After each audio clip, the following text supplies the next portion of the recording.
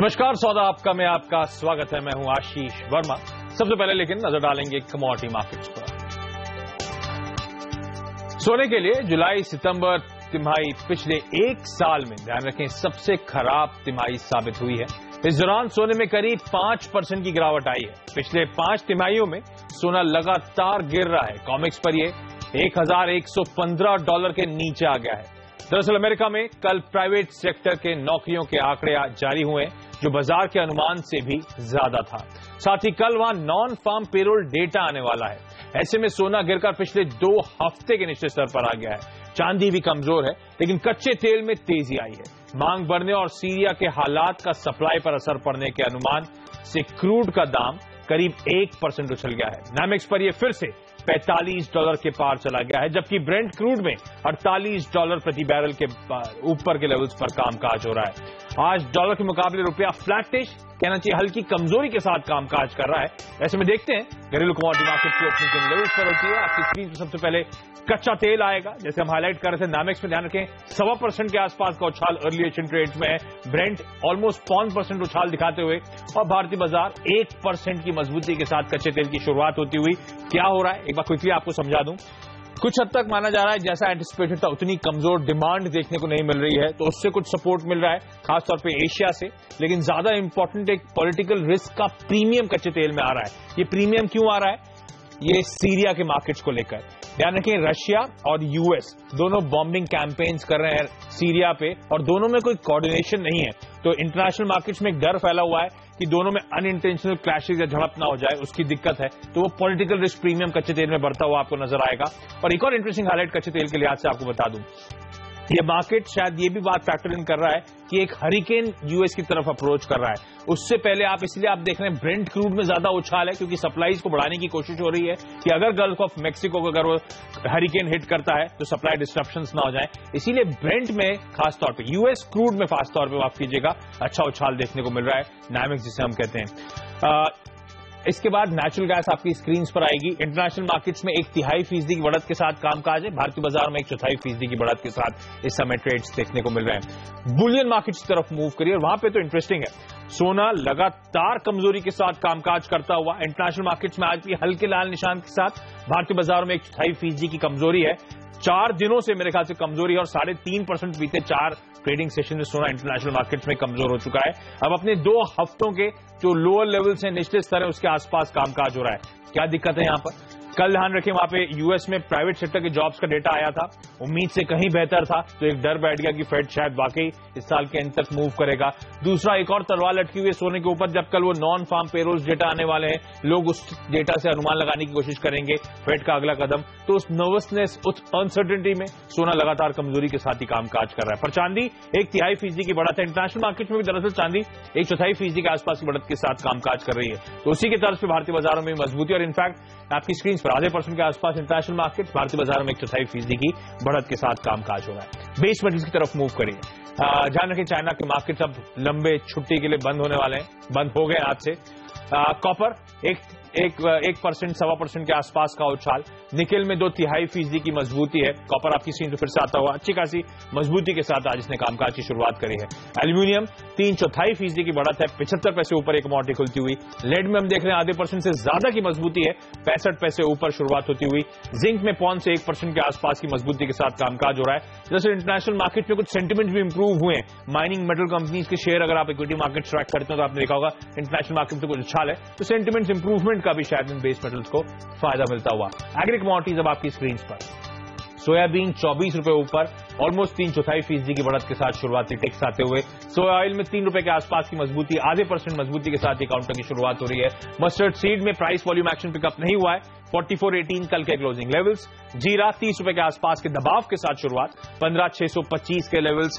Coriander में हम देख रहे हैं 1/4-1/3% का दबाव है, 31 रुपए नीचे कमोडिटी खुलती हुई। चने में ₹55 के आसपास की मजबूती, तो 1 से 1.25% के आसपास की बढ़त के साथ शुरुआत होती हुई और रुपया आपकी स्क्रीन पर आता हुआ। कल आपको याद होगा 65.58 के लेवल्स थे, मैंने कहा था एकदम फ्लैट है, 65.57 के लेवल्स, तो 1 पैसे का ही यहाँ पे मूवमेंट है, एकदम सपाट करेंसी मार्केट समय कामकाज करते हुए। लेकिन चलिए कमोडिटी मार्केट से बात करने के लिए आज हमारे साथ है मनीलिशियस कैपिटल के जयप्रकाश गुप्ता। जय, सबसे पहले कच्चे तेल के साथ शुरुआत करना चाहूंगा। ये जो मूव आ रहे हैं, कहा जा रहा है पॉलिटिकल रिस्क प्रीमियम मिल रहा है कच्चे तेल के बाजारों को, किस हद तक ये सस्टेनेबल नजर आता है? कच्चे तेल में क्या रणनीति बनाएंगे सर? जी, गुड मॉर्निंग आशीष जी। जैसा आपने सही रीजंस दर्शाए, मुझे लगता है यहाँ से थोड़ा सा पॉजिटिव मोमेंटम अब बन रहा है क्रूड ऑयल प्राइसेस में, क्योंकि अगर आप देखें $44 के नीचे प्राइसेस सस्टेन नहीं हो पा रहे हैं। कभी भी हम लोगों ने लास्ट वीक भी देखा, उसके इर्द गिर्द भाव आया और वहां से देखने को मिला है। तो वो क्लियर डाउन ट्रेंड जो था कि $42, $41 का, वो फिलहाल शॉर्ट टर्म में मुझे नहीं नजर आ रहा है। हालांकि नेक्स्ट वीक का व्यू मेरा ये है कि पॉसिबिलिटी है कि $48-49 WTI हो सकता है दिखा दे। आज यहाँ पे हालांकि एक गैप अप ओपनिंग है, बट ड्यूरिंग द डे अगर प्राइसेस कंसोलिडेट होते हैं और रुपए में यहाँ पे मजबूती बढ़ती है, तो लोअर साइड से मुझे लगता है क्रूड में बाई करके चलना चाहिए। पहला टारगेट मेरा 3040 का है, अगर वो सस्टेन कर लेता है तो मुझे लगता है नेक्स्ट वीक तक 3150 तक का लेवल भी देखने को मिल सकता है। ओके, तो कच्चे तेल में शायद पॉजिटिव साइड में जो मोमेंटम आ रहा है, फिर खरीदारी जो देखने को मिल रही है, शायद यहां से सस्टेन होती हुई नजर आए। आज भी अगर इंट्राडे में कुछ दबाव आता है तो खरीदारी करने के मौके होंगे। आज के लिए 3040 और इनफैक्ट स्पेसिफिकली हाईलाइट कर रहे हैं अगले हफ्ते तक शायद 3150 तक के जोन तक जाता हुआ नजर आए, तो खरीदारी करने के डिप्स में यहां पे मौके ढूंढे जा सकते हैं। लेकिन जय, सोने में क्या करें? लगातार वो सस्टेन प्रेशर है, नर्वसनेस के साथ कामकाज हो रहा है, 2 हफ्ते के लो, 4 दिनों से लगातार करेक्शन है, बड़े बड़े इवेंट्स अब तो लाइंड अप है। कल एक अच्छी बुरी खबर आई सोने के लिहाज से तो एटलीस्ट, और अब कल फिर से वो नॉन फार्म पेरोल्स डेटा आने वाला है। ऐसे में सोने में कोई रणनीति बनाऊं, और बनाऊं तो क्या वो डाउनसाइड रिस्क ही दिखती है? देखिए, मौजूदा लेवल्स पे और स्पेसिफिकली अगर अक्टूबर कॉन्ट्रैक्ट की बात करें तो अब तो वो टेंडर पीरियड में चल रहा है, तो उसमें हालांकि ऐसे ही वॉल्यूम्स कम रहेंगे। अगर हम दिसंबर कॉन्ट्रैक्ट की बात करें जो अब से हो गया है, उसमें मुझे लगता है यहाँ बाउंस का वेट करना चाहिए, क्योंकि अगर आप टेक्निकल लेवल्स भी देखें तो $1142 एक बहुत अच्छा रेजिस्टेंस जोन है। मार्केट उसके ऊपर पिछले वीक एक ही दिन उसके ऊपर ट्रेड कर रहा था, लेकिन नेक्स्ट डे फिर वो 1142 के नीचे आ गया। ऑन अ लोअर साइड मुझे लगता है 1096 एक अच्छा सपोर्ट जोन है। मार्केट ऑलमोस्ट इन बिटवीन है और यहाँ पे कोई भी ट्रेड इनिशिएट करना थोड़ा रिस्की रहेगा। इधर अगर भाव यहाँ से और 100-200 रुपए नीचे आते हैं, अगर दिसंबर कॉन्ट्रैक्ट आपको 25,800 या उसके नीचे मिलता है तो लॉन्ग इनिशिएट करना चाहिए। 25,600 का स्टॉप लॉस रखें या फिर वेट करें, यहाँ पे कोई उछाल ड्यूरिंग द डे देखने को मिले, और 26,300 के आसपास अगर दिसंबर कॉन्ट्रैक्ट मिलता है तो वहां शॉर्ट पोजीशन इनिशिएट करें, जो करीब $1142 के आसपास होगा, जो एक रेजिस्टेंस जोन है, और 26,500 का उसमें स्टॉप लॉस रखें। चांदी में कोई रणनीति है?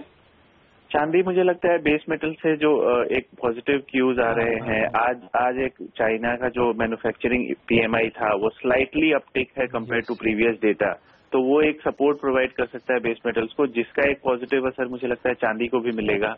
तो चांदी में मेरी आज के लिए बाई की राय होगी। यहाँ पे डिप मिलता है 34,300 के आसपास, तो बाई करें, 35,200 तक का टारगेट एक्सपेक्ट कर सकते हैं। ओके जय, चलिए बहुत बहुत धन्यवाद। जय, जो चाइना के डेटा की बात करते ध्यान रखें, चाइना का मेरे ख्याल से सितंबर फैक्ट्री का PMI डेटा आया है, अगर मैं सही रिकॉल करूं तो 49.8 पर आया है। एस्टिमेट से बेहतर वो आंकड़ा है, और पिछली बार अगस्त में मेरे ख्याल से 49.7 की रीडिंग थी, तो एक टिक ऊपर उसकी रीडिंग आई है, तो आंकड़ा इंकरेजिंग है। शायद इसीलिए भी आप देख रहे हैं बेस मेटल्स में उछाल है, और जय वही हाईलाइट कर रहे हैं कि चांदी में और परफॉर्मेंस शायद काफी हद तक बेस मेटल्स के रब ऑफ का भी मिलने को मिल रहा है।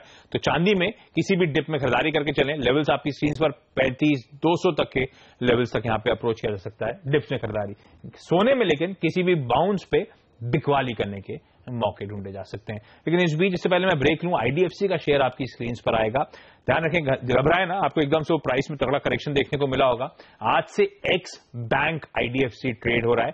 जो बैंक शेयर्स हैं वो आपको बाद में मिलेंगे, मेरे ख्याल से 9 अक्टूबर वो डेट है जब शायद आपके अकाउंट्स में वो बैंक शेयर्स आएंगे। इवेंचुअली 6 नवंबर तक कहा जा रहा है कि शायद वो बैंक शेयरों की लिस्टिंग होती हुई नजर आएगी। तो आज वो एक्स बैंक ये IDFC के शेयर्स ट्रेड कर रहे हैं। प्री मार्केट में इंडिकेशन थे 66-67 के आसपास लिस्टिंग होगी, उन्हीं के लेवल्स के आसपास 70 के आसपास इस समय कामकाज करता हुआ।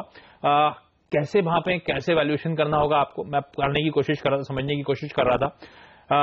3 चीजें हैं जिस पे आपको नजर रखनी चाहिए। एक तो क्या वैल्यूएशन आप एस्क्राइब करना चाहेंगे आईडीएफसी के बैंक को जो अब कामकाज शुरू कर रहा है, होल्डिंग कंपनी का कितना डिस्काउंट बाजार देगा आईडीएफसी को, ये देखना पड़ेगा, और जो अन्य कारोबार है उसकी मूल्यांकन, उसकी वैल्यू क्या है, इन सब के बेसिस पे शायद ये प्राइस डिस्कवरी हो रही है। 70 के आसपास इस समय आईडीएफसी का शेयर, आईडीएफसी बैंक आपके डीमैट में कुछ दिनों बाद आएगा और नवंबर तक शायद कहा जा रहा है उसकी लिस्टिंग होगी।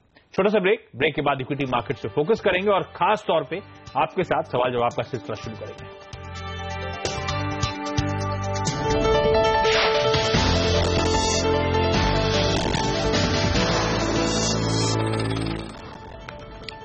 ब्रेक के बाद आपका स्वागत है। क्विकली इंडियन मार्केट्स का एक चेक लीजिए। इक्विटी मार्केट्स की मैं बात कर रहा हूं, मजबूती के साथ कामकाज होता हुआ।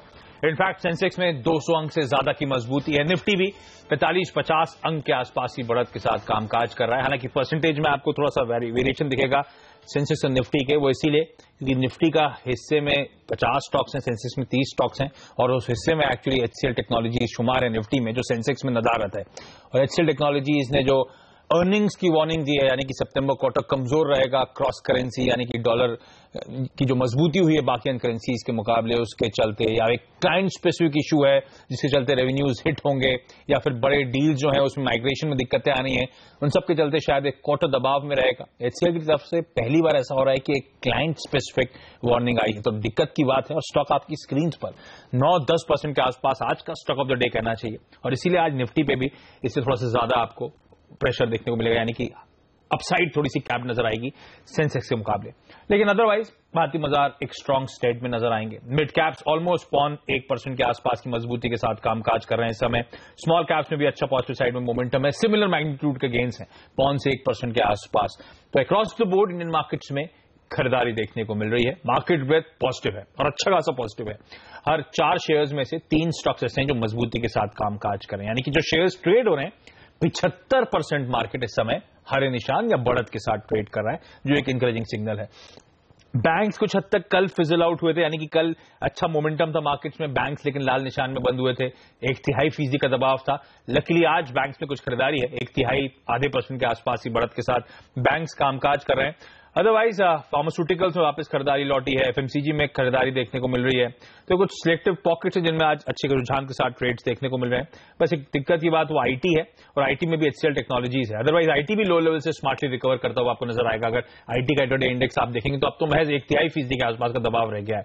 तो बाकी स्टॉक्स में प्रेशर नहीं है। अब बाजार ये मान के चल रहा है कि एचसीएल टेक्नोलॉजीज का जो इशू था वो एक कंपनी स्पेसिफिक, उस कंपनी के क्लाइंट स्पेसिफिक इशू है, बाकी इंडस्ट्री पे दबाव देखने को नहीं मिलेगा। और वैसे भी क्रॉस करेंसी यानी कि डॉलर की जो बाकी करेंसी के साथ मूवमेंट है वो सबको पता है, और मेरे ख्याल से सब अपने एस्टिमेट्स में जो ब्रोकरेजेस हैं उसे ऑलरेडी फैक्टर इन करेंगे। सरप्राइज सिर्फ आया क्लाइंट स्पेसिफिक इशू का, और उसी का दबाव ये काउंटर इस समय झेलता हुआ। लेकिन हमारे साथ चलिए मार्केट एक्सपर्ट शाइना मुकादम जी जुड़ रही हैं।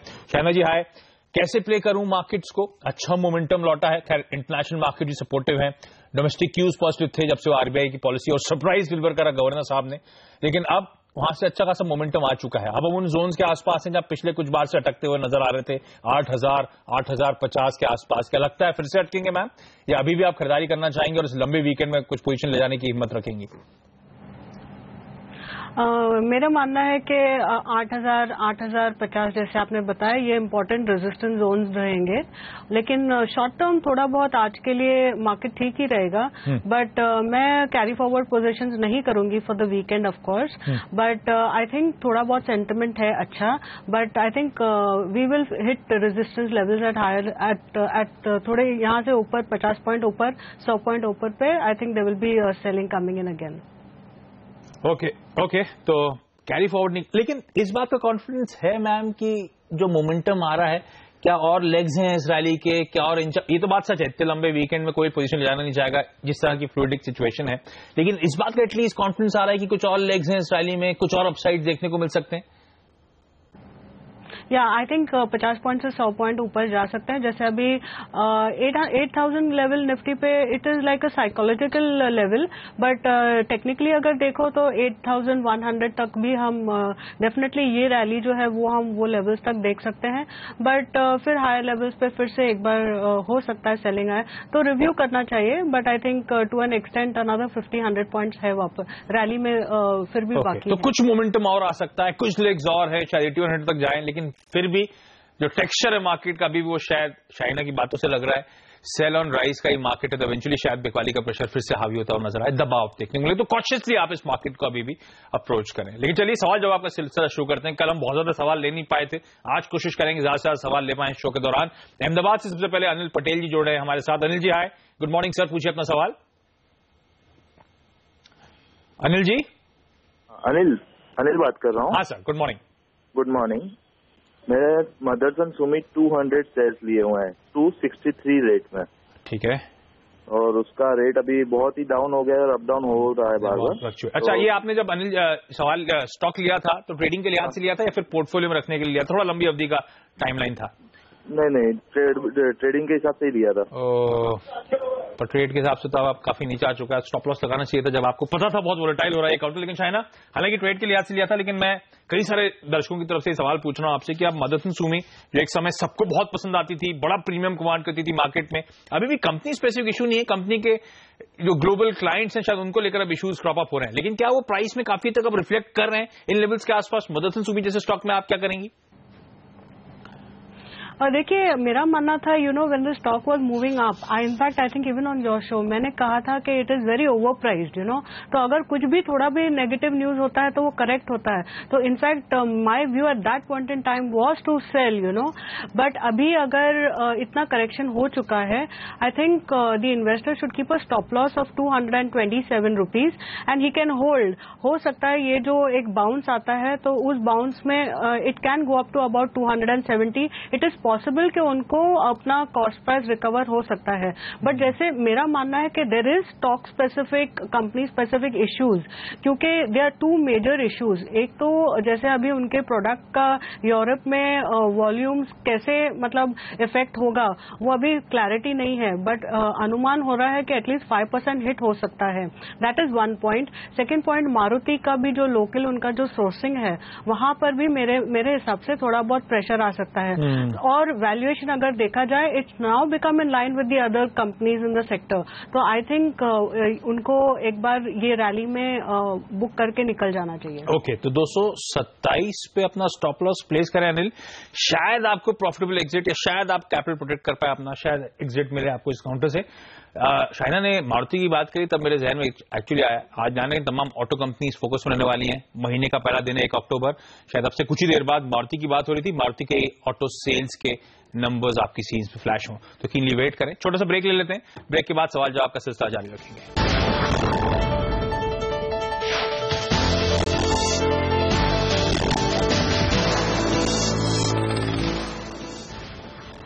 ब्रेक के बाद आपका स्वागत है। और भारतीय बाजार ऊपरी स्तरों से अब कुछ ठंडे पड़ते हुए आपको नजर आएंगे। 200 पॉइंट से ज्यादा की बढ़त में सेंसेक्स में कह रहा था, 160 अंक के आसपास की बढ़त रहेगी। आपकी स्क्रीन पर ऊपरी स्तरों से एकदम से अचानक प्रेशर आता हुआ अब ऑलमोस्ट फ्लैटिश जोन की तरफ धीरे धीरे हम मूव कर रहे हैं, लेकिन अभी भी निफ्टी 1/3 और सेंसेक्स में 2/3% की बढ़त है। बैंक निफ्टी लाल निशान पे आता हुआ एक पहला टिक एकदम सपाट आपकी स्क्रीन में दिख रहा है। मेरे टिक पे 2-6 पॉइंट नीचे आ चुका है। अगर रिफ्रेश करेंगे तो शायद लाल निशान के साथ बैंक निफ्टी आपको कामकाज करता हुआ नजर आएगा। दिक्कत की बात, कल भी हमने देखा था बाजार में पॉजिटिव मोमेंटम था, बैंक से 1/3% कमजोरी के साथ कामकाज कर रहे थे, दबाव देखने को मिल रहा था, और आज फिर से प्रेशर आता हुआ ऊपरी स्तरों से।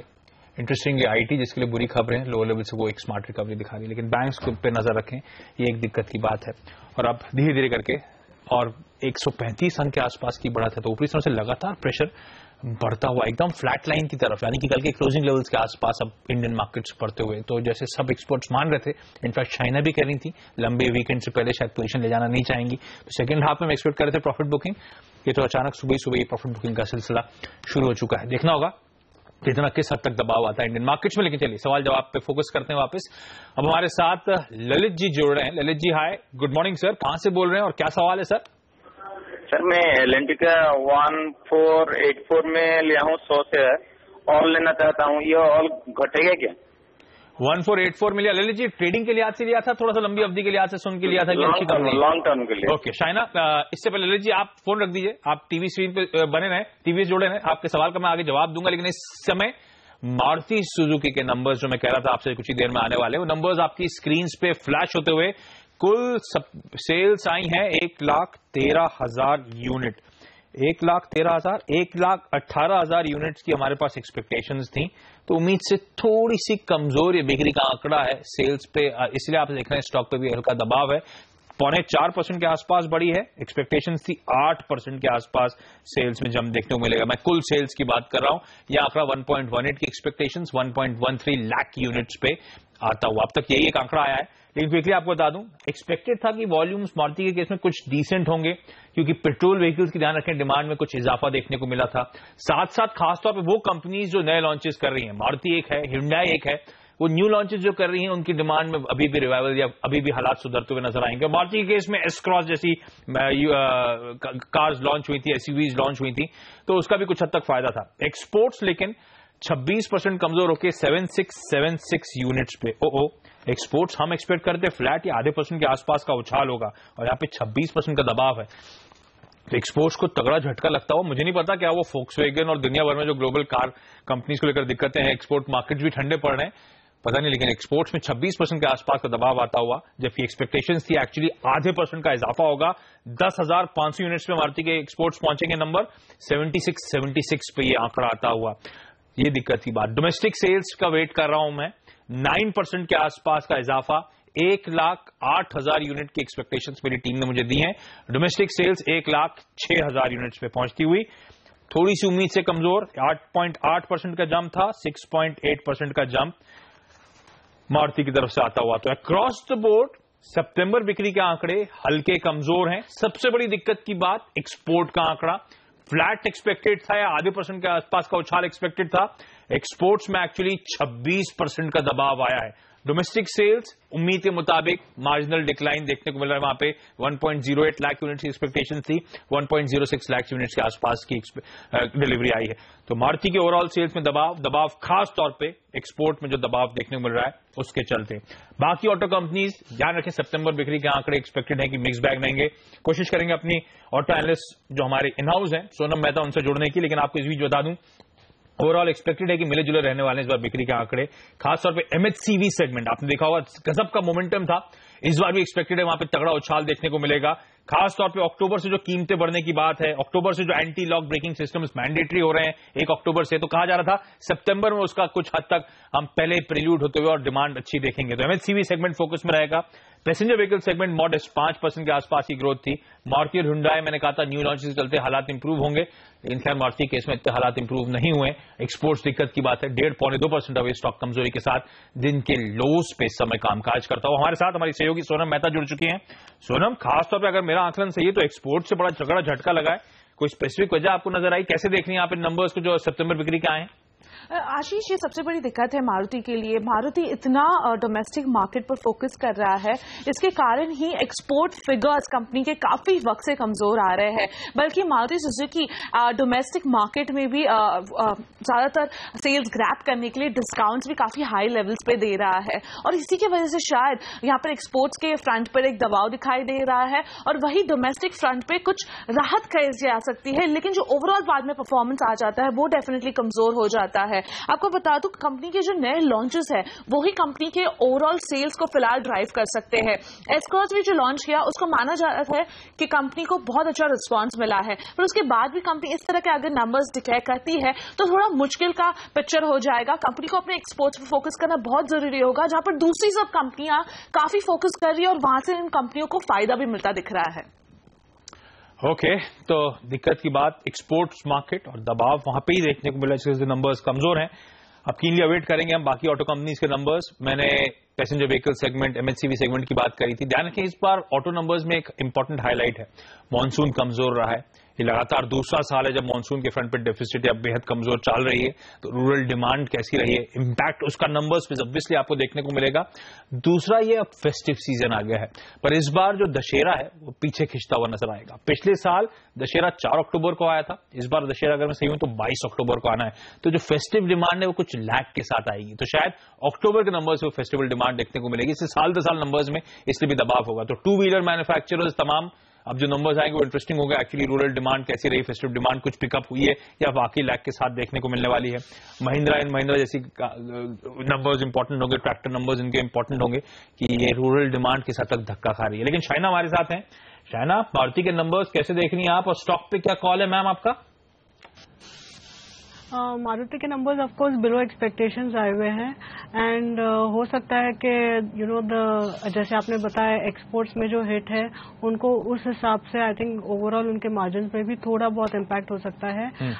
काफी उन्होंने एक्चुअली ये करंट लेवल्स पे टेक्निकल सपोर्ट आई बिलीव तोड़ा है, तो इस हिसाब से I think correction can go on for some more time. मुझे लगता है कि ये स्टॉक अभी 4340 तक जा सकता है। और अगर आप देखिए in the last 2 months the stock has rallied from almost 4000 levels to 4600 4700 levels, तो ये थोड़ा बहुत मिड टर्म करेक्शन है, but at slightly lower levels मेरा मानना है कि फिर से बाइंग आएगी। It is one of the best stocks in the 4-wheeler space अभी के लिए। चलिए, तो मारुति के कमजोर आंकड़े, इनफैक्ट अब स्टॉक ऑलमोस्ट 2% की कमजोरी 4600 के लेवल्स। राजेश सतपुते हमारे साथ जुड़ चुके हैं। राजेश, चार्ट्स पे मारुति कैसा लग रहा है sir? Sorry, will you please repeat? Maruti Suzuki charts पर राजेश ऑलमोस्ट नंबर्स आने के बाद 1.5-2% की कमजोरी आई है। देखिए, जो प्राइमरी चार्ट है वो स्ट्रेंथ ही दिखाता है। शॉर्ट टर्म में यहाँ पे स्लाइटली प्रॉफिट बुकिंग आ सकता है। ओवरऑल अगर आप प्योरली इंट्राडे बेसिस पे देखिए तो मुझे लगता है 4560 4570 ये आज के लिए एक इम्पोर्टेंट लेवल रहेगा। अगर ये लेवल भी टूटेगा तो फिर मारुति यहाँ पे थोड़ा और प्रेशर में आएगा। रफली जो रिसेंट लो था 4500 के आसपास, यानी 4460 4470 टू बी वेरी प्रिसाइज, वहां तक एक बार आ सकता है। तो शॉर्ट टर्म के लिए मुझे लगता है यहाँ पे प्रॉफिट बुकिंग पक्का आएगा। लॉन्ग टर्म के लिए मुझे लगता है अगर पोजिशनल बेसिस पे अपने पास पोजिशन है तो definitely I think this is a hold. Okay, तो होल्ड है। चार्ट्स पे इतना बुरा नहीं है आज, तो खैर नंबर्स आने के बाद प्रेशर आया था, 2% तक की कमजोरी आई थी, अब वो कुछ हद तक लो लेवल से रिकवरी जरूर देखने को मिल रही है।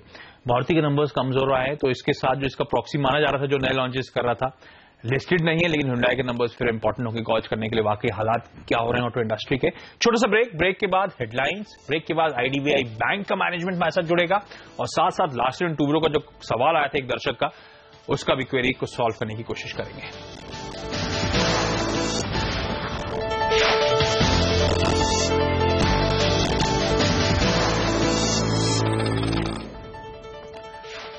ब्रेक के बाद आपका स्वागत है और आगे बढ़ने से पहले एक बार हेडलाइंस पर नजर। बाजार में ऊपरी स्तरों से आया दबाव, सेंसेक्स करीब 250 पॉइंट चढ़ने के बाद अब सिर्फ 65 अंक की मजबूती के साथ कामकाज करता हुआ, निफ्टी 7950 के नीचे। सितंबर में मारुति के बिक्री आंकड़े अनुमान से कम, कुल बिक्री 4.25% बढ़ी, लेकिन एक्सपोर्ट्स में आई 26% की गिरावट, शेयर करीब 2% नीचे। HCL टेक्नोलॉजीज ने दूसरी तिमाही में खराब नतीजों के दिए संकेत, शेयर 9% टूटा।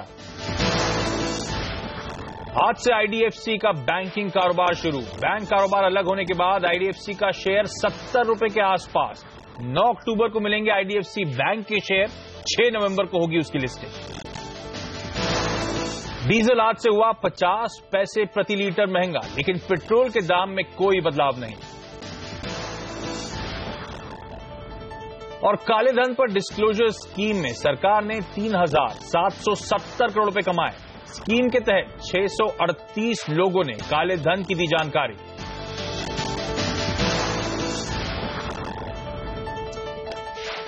इस बीच सितंबर मैन्युफैक्चरिंग पीएमआई के आंकड़े आ चुके हैं 51.2 पे, 52.3 के मुकाबले मंथ ऑन मंथ में नंबर्स बता रहा हूं, लेकिन आसान शब्दों में इसका मतलब हुआ 7 महीनों के निचले स्तर पर ये आंकड़े आते हुए। आरबीआई गवर्नर साहब ने जब 50% पर कटौती करी थी तो काफी लोग मान रहे थे शायद ग्रोथ को लेकर बड़े सीरियस चैलेंजिंग कंसर्न्स हैं, और ये मैन्युफैक्चरिंग आंकड़े भी कोई इंकरेजिंग सिग्नल नहीं दे रहे हैं, ध्यान रखें। निफ्टी अप ऑलमोस्ट सपाट हो चुका है, पूरे गेन्स वाइप आउट कर चुका है, 1.5 पॉइंट की बढ़त के साथ ही अब कामकाज करता हुआ। बैंक निफ्टी जैसे मैं हाईलाइट कर रहा था फ्लैट हुआ था, अब 1/4% का दबाव है। कल भी 1/3% की कमजोरी बैंक निफ्टी दिखा रहा था, आज भी पूरे गेन्स वाइप आउट होते हुए आज भी अब दिन के लोज पे बैंक निफ्टी जाता हुआ। सेंसेक्स में महज 70 अंक की बढ़त रह गई है। जब इस कार्यक्रम की शुरुआत करी थी अब से 38 मिनट पहले या 30 मिनट पहले जब हमने अपडेट दिया था, तब हमने कहा था सेंसेक्स में 200 पॉइंट से ज्यादा की बढ़त है। तो पिछले आधे घंटे में आप देखिए वो पूरे गेन्स वाइप आउट होते हुए। कौन से स्टॉक्स में वो प्रेशर में है, क्विकली वो दिखा दूं मैं आपको। इंट्राडे चार्ट्स इनके आएंगे आपकी स्क्रीन पर। HDFC पिछले कुछ समय में कमजोरी देखने को मिल रही है इसमें। Private sector banking space, Axis bank, Yes bank, ICICI bank, इन सब में आप देखेंगे पिछले आधे घंटे 1 घंटे में दबाव के साथ कामकाज होना शुरू हो चुका है। मारुति सुजुकी की हमने बात करी थी, अतिरिक्त प्रेशर है 2% के आसपास, तो दबाव के साथ स्टॉक कामकाज कर रहा है। टाटा मोटर्स कल मजबूती थी, टाटा मोटर्स में आज 1.25% का दबाव है, हैवी वेट है, ध्यान रखें। HUL हालांकि हरे निशान में कामकाज कर रहा है एकदम सपाट, पूरे इनिशियल गेन्स वाइप आउट हो चुके हैं। पिछले कुछ समय में अच्छा खासा प्रेशर इसने भी देखा है। आइडिया एक ऐसी कंपनी जिसने कल अच्छा तगड़ा मोमेंटम दिखाया था, एकदम सपाट होता हुआ जा रहा है। पिछले कुछ समय में प्रेशर आया है इसमें भी। टाटा स्टील में हम देख रहे हैं पिछले कुछ दिन में 1% के आसपास का प्रेशर है। कुछ वो स्टॉक्स हैं जो ऊपरी तरह से दबाव दिखा रहे हैं और शायद जो बाजार का दबाव है जिसमें वो कंट्रीब्यूट करते हुए आपको नजर आएंगे। टाटा स्टील आपकी स्क्रीन पर अब लाल निशान के साथ कामकाज। लेकिन लास्ट एंड टू ब्रो आपको याद है एक सवाल आया था, ललित का सवाल था वो, अगर मैं सही हूं 1485 के आसपास ललित ने खरीदारी करी थी। जानना चाहते हैं लंबी अवधि के लिहाज से क्या रणनीति थी। ललित अब हमारे साथ है नहीं, लेकिन शाइना इनकी बाइंग के आसपास है, मेरे ख्याल से 15-20 रुपए के आसपास नीचे कामकाज कर रहा है, लेकिन लंबी अवधि के लिहाज से L&T इन लेवल्स पर मैम मेरे हिसाब से काफी अच्छा है, बिकॉज 2-3 चीजें जो उनके लिए पॉजिटिव होनी है। एक तो जैसे ओवरऑल इकोनॉमी के साथ जब इम्प्रूवमेंट होता है तो डेफिनेटली उनके ओवरऑल ऑर्डर बुक पोजीशन पे इम्प्रूवमेंट होगा। हमने देखा लास्ट 1 साल में वो मेजर प्रॉब्लम था उनके लिए, इसलिए स्टॉक कंसोलिडेशन फेज में काफी टाइम से है। ये जो लेवल्स है ये काफी अच्छे इंपॉर्टेंट सपोर्ट लेवल्स के आसपास है और यहाँ से अच्छा रिकवर होता है। तो मेरे हिसाब से ओवरऑल मार्केट रिकवर होगा, इंटरेस्ट रेट्स कम होंगे, सो आई थिंक L&T एक अच्छा बेनिफिशियरी होगा। आई थिंक उनके ऑर्डर बुक पोजीशन भी काफी अच्छी होना चाहिए, ग्रोथ होना चाहिए अबाउट 15%, प्लस उनके जो ओवरसीज वेंचर्स मिडिल ईस्ट के स्पेशली जो वहां पर उनको प्रॉब्लम हो रहा था in the exploration business, oil business, वहां पर उनको थोड़ा बेनिफिट हो सकता है। सो आई थिंक डेफिनेटली ये लेवल्स पे होल्ड कर सकते हैं and fundamentally for the longer term as well as थोड़ा नीचे जाता है सपोज क्लोज टू 1420 1425 लेवल्स पे, तो वो लेवल्स पे और एवरेज भी कर सकते हैं with a long term holding. Okay Lalit, लंबी अवधि का नजरिया है तो ज्यादा घबराए ना, स्टॉक आगे अच्छे रिटर्न देने का दमखम रखता है। हालांकि जिस तरह से पिटाई हुई थी ऑपरेटिव स्टॉक की, हाँ चिंताजनक थी, लेकिन एनालिस्ट मानते हैं कि यहां से शायद बेहतर मोमेंटम वापस अपसाइड में आता हुआ नजर आए। राजेश, एक स्टॉक आपसे जिसपे चेक लेना चाहूंगा क्विकली, वो है HCL टेक्नोलॉजीज का। हालांकि न्यूज ड्रिवन पिटाई हुई है, लेकिन चार्ट्स पे क्या लग रहा है सर, बहुत तगड़ी 10% के आसपास के दबाव के साथ अभी दिग्गज काउंटर कामकाज कर रहा है। देखिए डेफिनेटली डेली चार्ट तो खराब ही है, लेकिन as far as the weekly chart is concern मुझे लगता है कि यहाँ पे I don't see much of a panic, क्योंकि इसका जो लो था according to weekly chart that was somewhere near 830-32 level, जो कि इनफैक्ट आज इंट्राडे बेसिस पे हिट भी हुआ है। तो मुझे ऐसा लगता है कि HCL टेक में जो रिजल्ट के बाद की जो मंदी है या जो भी प्रेशर है वो एब्सॉर्ब हो चुका है और यहाँ से डाउनसाइड बहुत कम लगता है। हालांकि ये बात भी सही है कि अपसाइड कितना आएगा, लेकिन एक बात तो देखना पड़ेगा कि यहाँ से डाउनसाइड है क्या। तो मुझे लगता है कि बीइंग एन IT पैक यहाँ पे डाउनसाइड जो है, क्योंकि since we look at IT as a contra bet, हाँ, तो मुझे लगता है कि यहाँ पे डाउनसाइड रिस्ट्रिक्टेड है। अपसाइड में मुझे इनफैक्ट लगता है कि अगर रिजल्ट सीजन जैसे चालू होगा वैसे इसमें रिकवरी भी आएगी और रफली 940-950 का जो लेवल है जो हमने देखा कंटिन्यूअसली, वो लेवल एक बार रिटेस्ट करेगा। ओके, तो आज HCL टेक्नोलॉजीज फोकस में 10% की पिटाई, लेकिन आज ही नहीं पिछले कुछ दिनों से एक स्टॉक लगातार फोकस में रहा है, तगड़ा मोमेंटम, तगड़े वॉल्यूम्स के साथ अपसाइड से काउंटर कैप कर रहा है। वो है IDBI बैंक का शेयर। इस कंपनी के MD और CEO इस बैंक के किशोर खरत साहब जुड़ेंगे हमारे साथ, उनसे जानेंगे क्या चल रहा है एक्चुअली बैंक में इस छोटे से ब्रेक के बाद।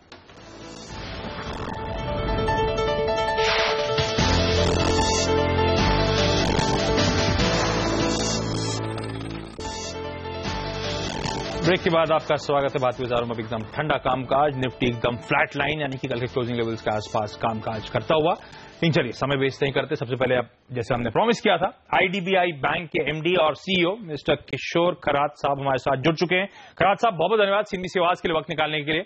और इनफैक्ट आईडीबीआई बैंक आपको याद होगा कई सारे रीजन इसके चलते हमारे रडार पे आया। एक तो स्टॉक में जो तगड़ा मोमेंटम आ रहा है, बाजार बड़ा पॉजिटिव हो रहा है इस बैंक को लेकर। दूसरा, कल इस बैंक ने ध्यान रखें अपने बेस रेट में कटौती करी है, 25 बेसिस पॉइंट घटाकर 0.9% पर अब इसका बेस रेट आ चुका है। और भी कई सारे ट्रिगर्स हैं इस बैंक को लेकर, जिसपे एक एक करके मैं बातचीत करना चाहूंगा खरात साहब से। लेकिन खरात साहब, सबसे पहले तो ये जो कल 25 बेसिस पॉइंट के आसपास बेस रेट में कटौती का अनाउंसमेंट करा है, क्या वाकई आपके कॉस्ट ईज ऑफ हुए हैं या ये पीयर प्रेशर था, कॉम्पिटिटिव प्रेशर था? आशीष, गुड मॉर्निंग। सबसे पहले मैं आपको ये बताना चाहता हूं कि आज IDBI bank 52nd anniversary celebrate कर रहा है और वी आर एक्चुअली हमने काफी सारे इनिशिएटिव लाइनअप किए हैं कस्टमर्स के लिए। अभी आपका जो रेट का जो इशू है, आपने पूछा कि भाई ये हमारा कॉस्ट जो है इज आउट हुआ था क्या, तो यस, हमारा our cost has reduce over a period. हमने जो डिपॉजिट्स के रेट्स हैं उसको काफी कम करके ग्रेजुअली रिड्यूस करके लाए थे, तो देयर वाज थोड़ा मार्जिन जो था वो मार्जिन हमने अभी पास ऑन कर दिया है कस्टमर्स को। ओके, तो एनिवर्सरी की सर आपको बहुत बहुत बधाई।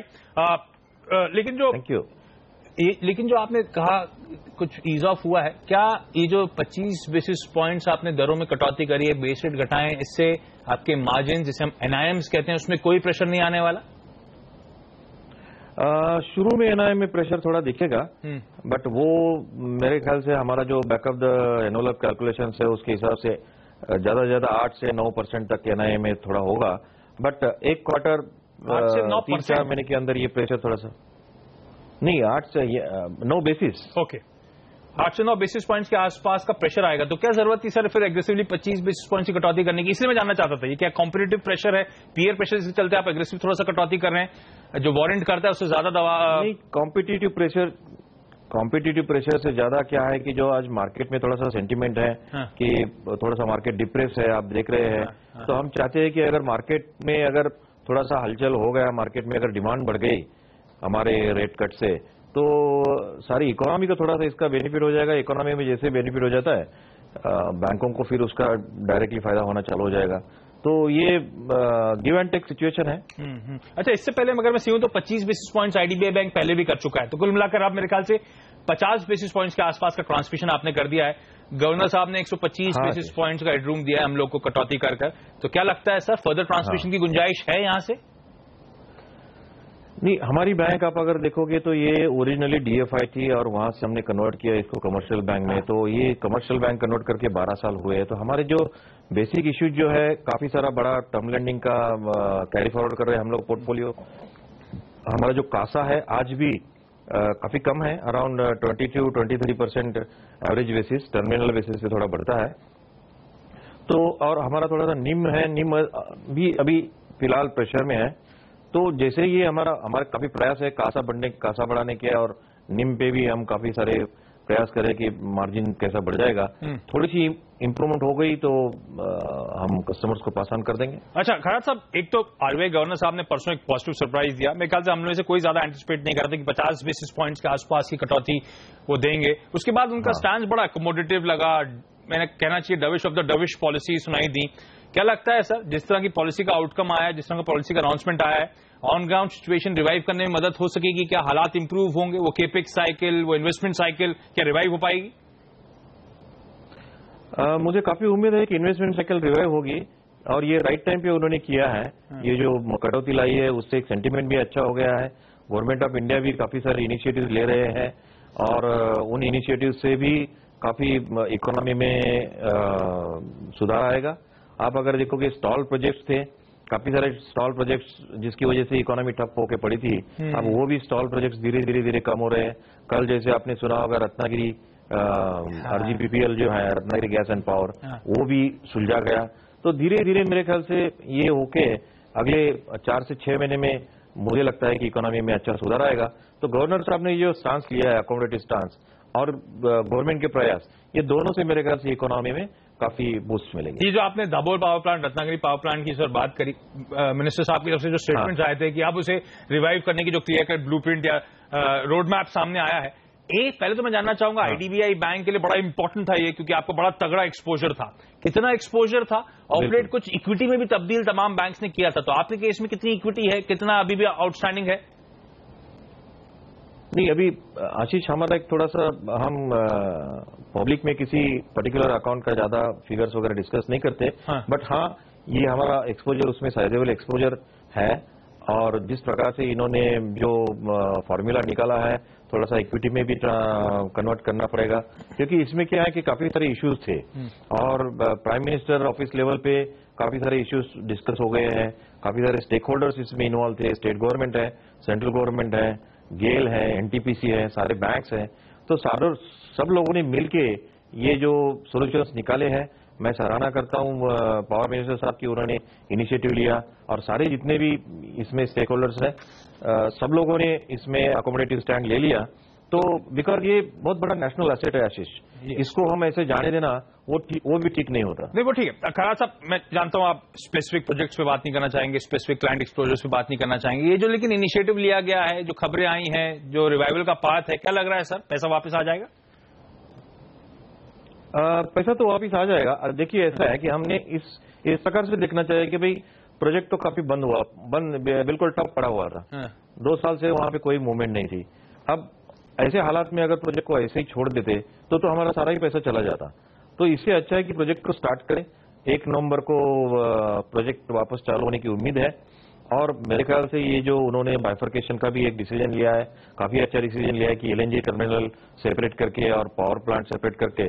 और दूसरा, आगे जाके मुझे उम्मीद है कि गैस प्राइसेस में भी काफी बदलाव आएगा, जिस प्रकार से इकोनॉमी या वर्ल्ड इकोनॉमी की मूवमेंट है। तो गैस प्राइसेस में अगर बदलाव आ जाएगा तो दाभोल मिलेगी, पावर प्रोजेक्ट को डायरेक्टली उसका बेनिफिट होगा। अच्छा खराड़ साहब, मैंने कहा था पिछले कुछ दिनों से वॉल्यूम प्राइस एक्शन स्टॉक को लेकर बहुत लोग बुलिश हो रहे हैं, उसकी वजह थी हमारे साथ जो वित्त मंत्री साहब ने एक इंटरव्यू करा था, तब उन्होंने कहा था कि एक्सिस बैंक की तर्ज पर कुछ और बैंक्स को और ऑपरेशनल फ्रीडम देने की तैयारी है और स्पेसिफिकली पिन पॉइंट करा था आईडीबीआई बैंक जैसा बैंक जिसे ऑपरेशनल फ्रीडम दिया जाएगा। क्या मिनिस्ट्री से कोई बातचीत चल रही है, कहां तक पहुंची है? क्योंकि हम सुन रहे हैं कि एक्चुअली वो बात एडवांस स्टेज पे आ रही है, वाकई वित्त मंत्री या वित्त मंत्रालय की कोशिश है ज्यादा ऑपरेशनल फ्रीडम देने की। आप तो एमडी और सीईओ साहब हैं सर, सब पता होगा।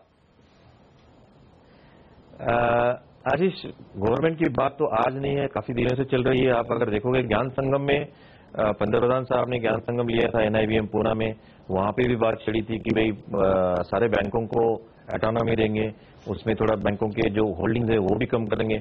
उसके बाद जो इंद्रधनुष उन्होंने 14 अगस्त को जो डिक्लेयर किया, इंद्रधनुष के साथ इनिशिएटिव आप अगर देखोगे तो उसमें भी यही था कि भाई बैंकों में जो होल्डिंग है वो कम करेंगे, बैंकों को ऑटोनॉमी दे देंगे। अब बात आती है कि भाई कहां से शुरू करें, तो शायद ये ऐसा है कि भाई 52 या 51% से नीचे अगर लाना है तो बाकी जो बैंक्स है वो बैंक नेशनलाइजेशन एक्ट में है, उनके लिए पार्लियामेंट्री अमेंडमेंट करना पड़ेगा। लेकिन आईडीबीआई बैंक जो है वो बैंक नेशनलाइजेशन एक्ट में नहीं है, सेपरेट आईडीबीआई एक्ट के तहत है। तो शायद गवर्नमेंट को ऐसा लगता है कि ये जो लो हैंगिंग फ्रूट्स जैसा ये एक बैंक है कि जिसको हम एग्जिबिट कर सकते हैं, तो उस तौर पे उन्होंने खाली एक एग्जाम्पल करके दिया था। बट आज के दिन में ऐसा कोई हमारे लेवल पे कोई बातचीत नहीं है। ओके खराड़ साहब, ऐसे बहुत सारी बातें करनी है लेकिन समय की बहुत ज्यादा कमी है, लेकिन बहुत धन्यवाद सर डिटेल में हमसे पूरी बातचीत करने के लिए। कांग्रेचुलेशन एक बार फिर से आपकी एनिवर्सरी के लिए। आईडीबीआई बैंक पे आगे कॉल लूंगा, लेकिन इस बीच आपको बताया था हमने हेडलाइन में भी, विदेश से काला धन वापस लाने की जो सरकार की स्कीम थी उसे बेहद फीका रिस्पॉन्स मिला है। हमारे साथ हमारे ब्यूरो चीफ लक्ष्मण रॉय जुड़ रहे हैं। लक्ष्मण, किस तरह का रिस्पॉन्स मिला है और अब सरकारी गलियारों में क्या बातचीत चल रही है? देखिए, यहाँ पे जिस तरीके से हम लोग पहले ही दिन से सीएनबीसी आवाज लगातार ये खबर बताता रहा है कि इस स्कीम को पहले महीने में काफी ठंडा रिस्पांस मिला, इक्के दुक्के डिक्लेरेशन आए। उसके बाद हमने कल रात में बताया कि मुश्किल से यहाँ पे 3000 करोड़ रुपए के डिक्लेरेशन आए हैं और अभी जारी है, अगले 2-3 घंटे में कुछ और खुलासे हो सकते हैं काले धन को लेकर के। अब सरकार की तरफ से औपचारिक जो ऐलान हुआ है वो कमोबेश सीएनबीसी आवाज की खबर पर पूरी तरह से मुहर लगता हुआ दिख रहा है और सरकार ने साफ कर दिया है कि कल 12 बजे रात तक जब सेल्फ डिक्लेरेशन की स्कीम की मियाद खत्म हो गई, स्कीम बंद हो गई, तब तक सरकार के पास 3,770 करोड़ रुपए के काले धन का खुलासा किया गया है। इसमें 638 लोगों ने खुलासे किए हैं। संख्या भले ही थोड़ी सी ज्यादा हो, लेकिन खुलासे काफी कम हुए हैं। ये 3,470 करोड़ का खुलासा हुआ है। अब ये स्कीम बंद हो गई है, तो सरकार की जो मंशा थी कि काफी बड़ी रकम इस स्कीम के तहत आएगी, वो स्कीम के तहत बड़ी रकम आई नहीं, और ये कमोबेश कह सकते हैं कि पूरी तरह से फ्लॉप साबित हुई। अंतिम समय में थोड़े बहुत लोग आते हुए दिखे। इसके पीछे वजह ये थी कि एक तो 24 घंटे पहले सरकार की तरफ से कुछ सफाई जारी की गई, फिर रिजर्व बैंक की तरफ से सफाई आई कि चलिए जो लोग काले धन का खुलासा करेंगे उनके ऊपर फेमा के कानून के तहत कोई कार्रवाई नहीं की जाएगी।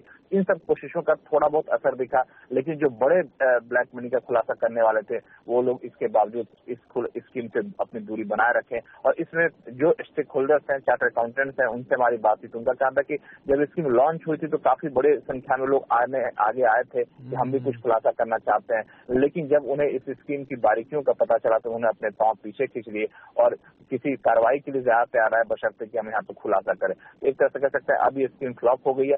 अब सरकार की रणनीति क्या होगी ये काफी अहम साबित होगी। हालांकि सरकार का कहना है कि हम स्कीम के बंद होने के बाद तुरंत कड़ी कार्रवाई करना शुरू कर देंगे, लेकिन इसके पीछे भी सरकार की अपनी सीमाएं हैं, क्योंकि ये विदेश में रखे काले धन वाली स्कीम है। विदेश में रखे काले धन को पकड़ पाना सरकार के हाथ में पूरी तरह से नहीं होता है, क्योंकि अंतर्राष्ट्रीय संधियां होती है। इन सारी चुनौतियों के बीच सरकार की रणनीति आगे क्या होगी ये देखने वाली बात होगी। ओके, तो बेहद ठंडा रिस्पॉन्स, डिसअपॉइंटमेंट इस काला धन वापस लाने की स्कीम से। लक्ष्मण आपका धन्यवाद। छोटा सा ब्रेक। शाइना और राजेश हमारे साथ बने हुए हैं। बहुत ज्यादा आज हम आपके सवालों के जवाब नहीं दे पाए, कोशिश करेंगे बचे हुए आधे घंटे में ज्यादा से ज्यादा आपके सवाल लें और ज्यादा से ज्यादा उन्हें सुलझाने की कोशिश करें।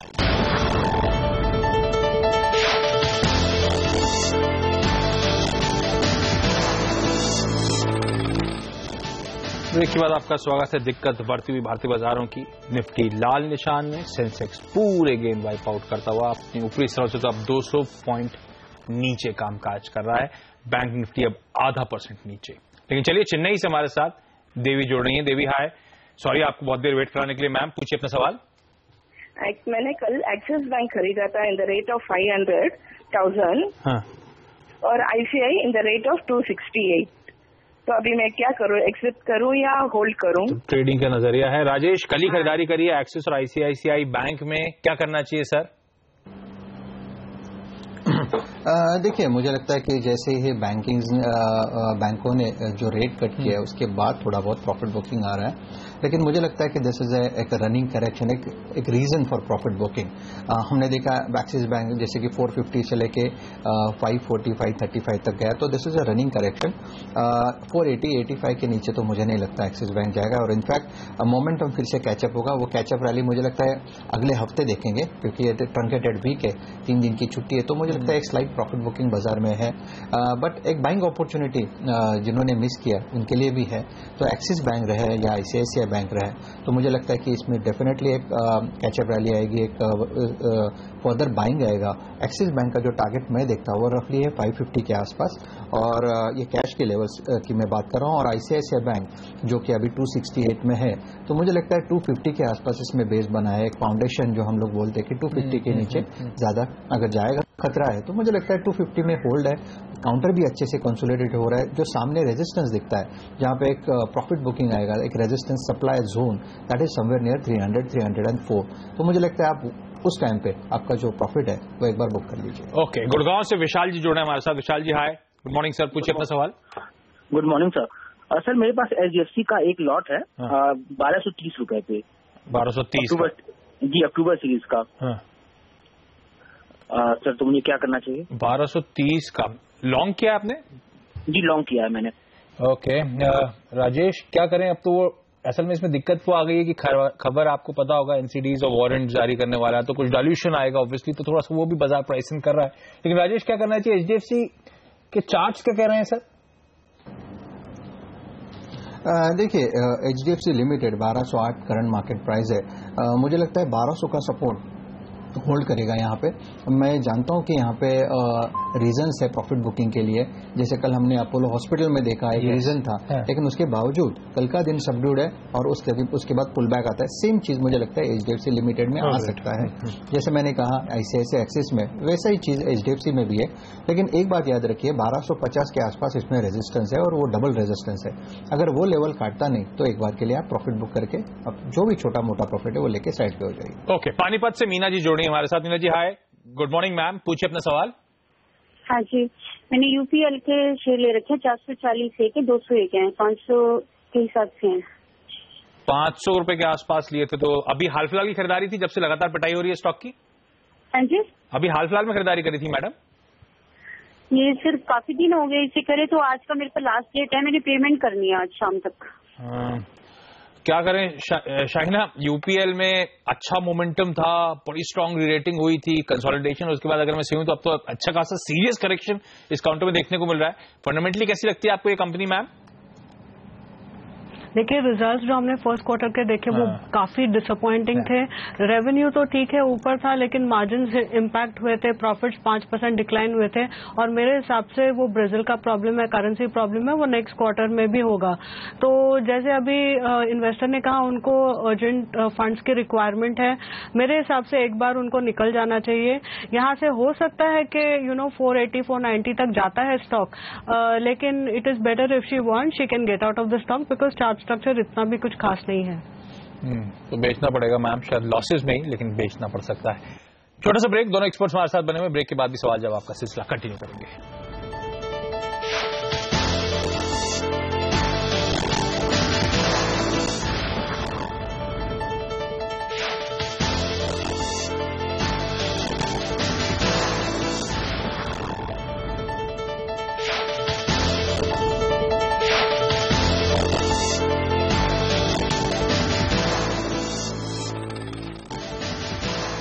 ब्रेक के बाद आपका स्वागत है। सवाल जवाब का सिलसिला कंटिन्यू करते हैं। सतारा से किरण जी हमारे साथ जुड़ रहे हैं। किरण जी हाय, पूछिए अपना सवाल। हाँ, मैंने 200 टोरेंट दिया है, 1484। Torrent pharma, Torrent power, Torrent pharma लिया हुआ है। टोरेंट फार्मा कितने पे लिया हुआ है सर? 1484। 1484, ठीक है, आपकी बाइंग के आसपास है। लंबी अवधि के लिए था? लंबी अवधि के लिए। ओके, शाइना लंबी अवधि के लिहाज से, हाँ सर कुछ बोल रहे हैं आप? लास्ट ईयर का उसका जितना प्रॉफिट है ना, पूरा वाइप आउट हो गया। हेलो, हाँ जी सर। लास्ट ईयर का उसका जितना प्रॉफिट है पूरे बरस का, उससे ज्यादा पहले क्वार्टर का प्रॉफिट है, तो इसलिए मैंने लिया है। ठीक है, तो आपने पढ़ाई लिखाई करके इस स्टॉक में निवेश किया है। जान लेते हैं एक्सपर्ट्स क्या मानते हैं। शाइना, टोरेंट फार्मा लिया हुआ है, जिन लेवल्स के आसपास किया था उसी लेवल्स के आसपास चल रहा है, लेकिन ये स्टॉक कैसा लगता है आपको? होल्ड करना चाहिए। मेरे हिसाब से 1 या 2 साल का टारगेट हो सकता है 1650। यहाँ पर कंपनी ने आई थिंक 3 या 4 प्रोडक्ट्स की लॉन्च के लिए तैयारी की हुई है यूएस मार्केट में। उस हिसाब से ये साल का और अगले साल का प्रॉफिट और रेवेन्यू बढ़ सकता है। इनफैक्ट उनका लास्ट ईयर का काफी इम्पैक्ट हुआ था प्रॉफिटेबिलिटी पे, इसलिए उनका हिट हुआ था टर्नओवर पे and also on their stock price. But मेरे हिसाब से अभी बिजनेस इंप्रूव हो रहा है, जैसे फर्स्ट क्वार्टर का भी नंबर्स थे, एंड डेफिनेटली इन्वेस्टर होल्ड करना चाहिए। It will give him a decent return.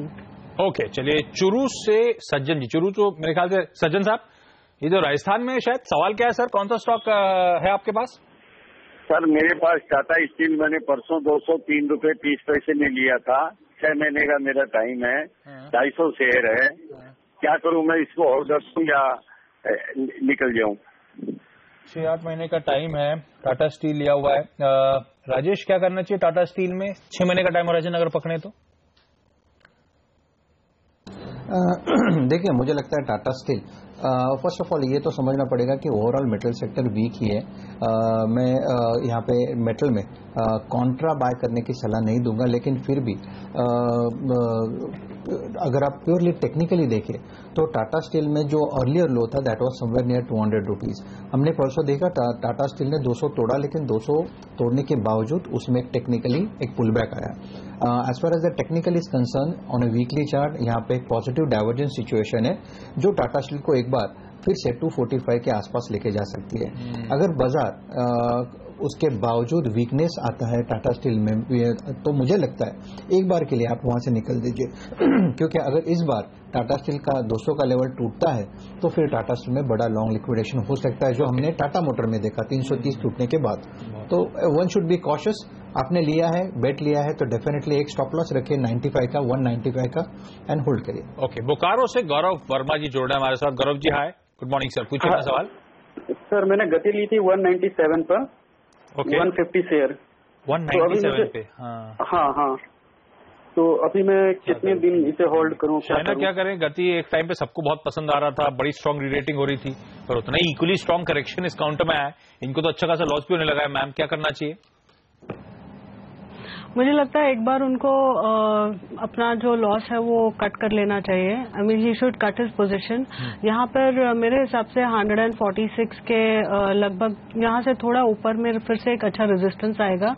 तो वैसे business also it was suffering in the previous quarter जैसे हमने देखा, और it is better to get out of the stock.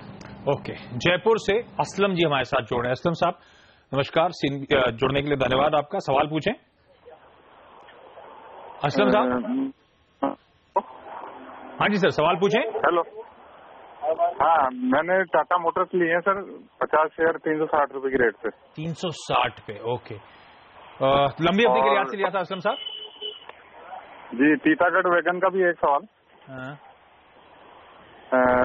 50 share लिए हैं वो 112 की रेट पे। अच्छा, ये जो स्टॉक खरीदे हैं आपने, ये लंबी अवधि के लिहाज से लिए थे या फिर ट्रेडिंग की मानसिकता थी, कुछ दिनों में निकल जाने का मन था? 6-7 महीने का तो है सर हॉराइजन। 6-7 महीने का तो है ही है। फिर भी शायना मैं आपसे जानना चाहूंगा, टाटा मोटर्स इन्होंने ले रखा है, बाइंग तो खैर ऊपर के लेवल पे हो गई 360 की, तो इनके लिए रणनीति क्या हो? दूसरा, मैं बाकी व्यूअर्स के बिहाफ पे खुद ही पूछ लेता हूं, इन लेवल्स के आसपास टाटा मोटर्स क्या फ्रेश निवेश के लिए हिम्मत करूं?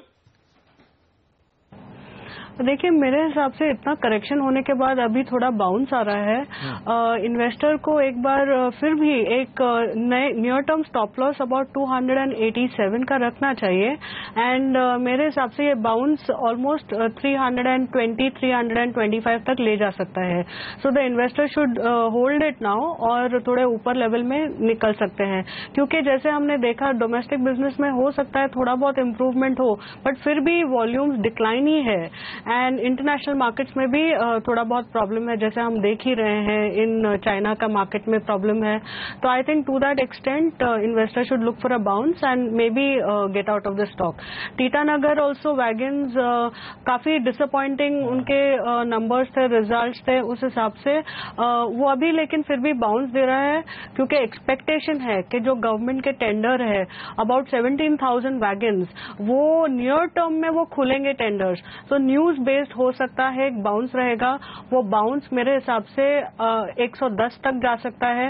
वो लेवल पे एक बार इन्वेस्टर को अपना लॉस मेरे हिसाब से बुक करके निकल जाना चाहिए। स्टॉप लॉस फिर भी 100 रुपए के लगभग रखना चाहिए। अगर उसके नीचे जाता है तो फिर भी एक बार निकल जाना चाहिए। इनफैक्ट एक स्ट्रिक्ट स्टॉप लॉस के साथ पोजीशंस पे बने रहे। 110 तक का बाउंस अगर आए तो वहां पे एग्जिट करना चाहिए टीटागढ़ वैगन से। शाइना, बहुत ज्यादा आपसे बात नहीं हो पाई, लेकिन बहुत बहुत धन्यवाद सिंधी से बात के लिए। मैम, आज वक्त निकालने के लिए कोई डिस्क्लोजर्स? नहीं, जो स्टॉक्स मैंने डिस्कस किए हुए, I don't have any interest in any of the stocks. Okay, चलिए, बहुत बहुत धन्यवाद मैम आपका। लेकिन राजेश सतपुत हमारे साथ बने हुए हैं। ब्रेक के बाद लेकर आएंगे फटाफट सलाह राजेश के साथ स्टॉक फटाफट में।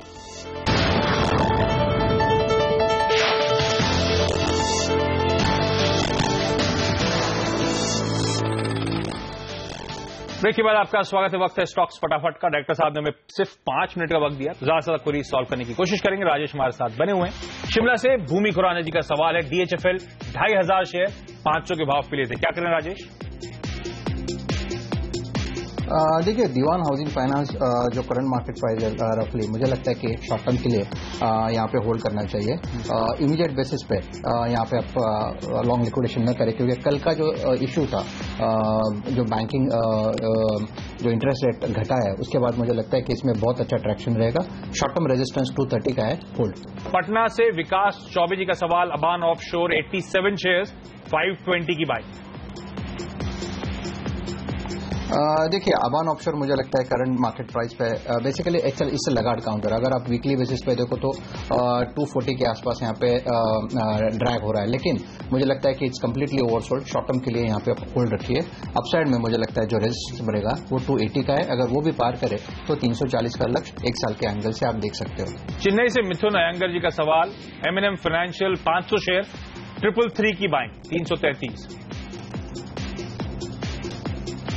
देखिए मुझे लगता है उन्हें एग्जिट मिलना थोड़ा डिफिकल्ट हो जाएगा शॉर्ट टर्म के लिए, क्योंकि काउंटर एक्सट्रीमली ओवरसोल्ड है और यहाँ पे फिर भी उसमें बाइंग नहीं आ रहा है। तो अगर आपको पुल बैक मिले, और रफली 260 270 तक का पुल बैक मैं यहाँ पे देखता हूँ, अगर वो लेवल मिले तो डेफिनेटली आप इसमें से एग्जिट लीजिए। फिलहाल के लिए लॉस बुक करने की जरूरत नहीं, मुझे लगता है 220 के आसपास यहाँ पे बॉटम बना है।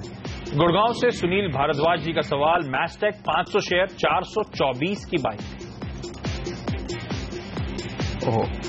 देखिए मुझे लगता है कि डेफिनेटली उन्हें लॉस बुक करना पड़ेगा। I am very sorry to say that, लेकिन काउंटर में मुझे लगता है कि शॉर्ट टर्म के लिए यहाँ पे पुल बैक की गुंजाइश बहुत ही कम है।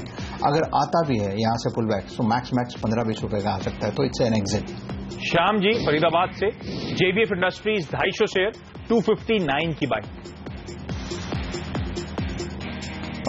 देखिए मुझे लगता है कि JBF में जो करेक्शन आया है वो 320 के आसपास से चालू हुआ है, रफली 180-85 का लो बना है, वहां से एक टेक्निकल पुल बैक है, एक रिलीफ रैली है।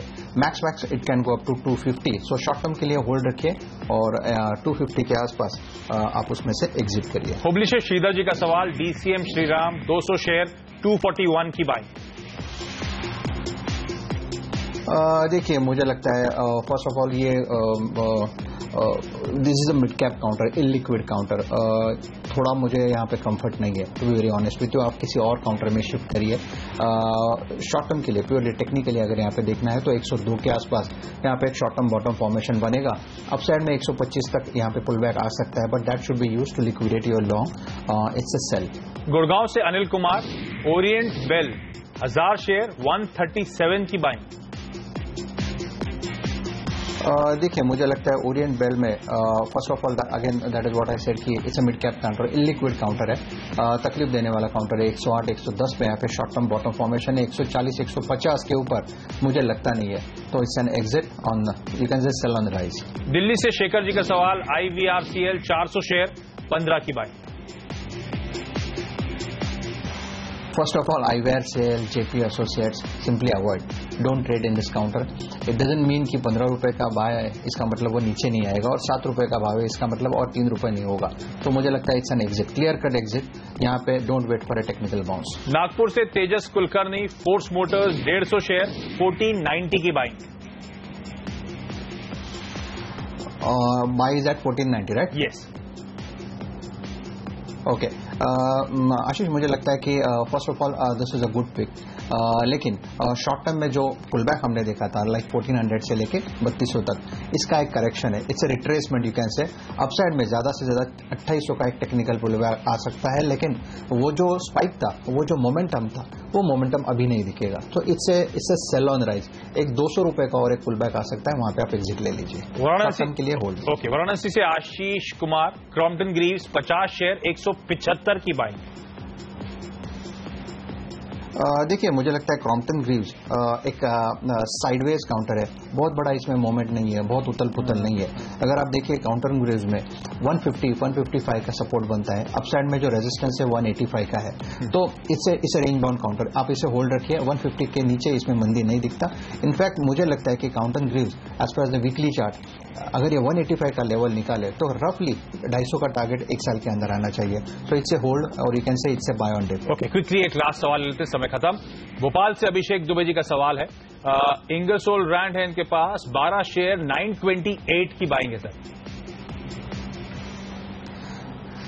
डिफिकल्ट है, भाव आना थोड़ा डिफिकल्ट है। यहाँ पे 720 के आसपास यहाँ पे एक बेस फॉर्मेशन बन रहा है for a technical pull back.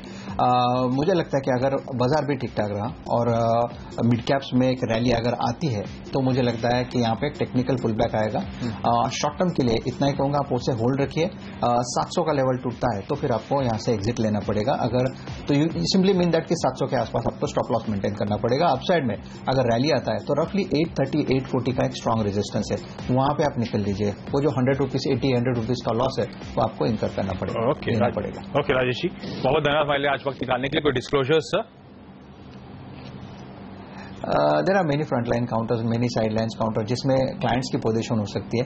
निजी तौर पे मेरा यहाँ पे कोई इन्वेस्टमेंट नहीं है। ओके, चलिए बहुत बहुत धन्यवाद सर हमारे लिए आज वक्त निकालने के लिए। और सौदा आपका मैं आज के लिए इतना ही। वक्त तो चला एक छोटे से ब्रेक का। ब्रेक के बाद लेकर आएंगे आपके लिए कमोडिटी राउंड अप। नमस्कार।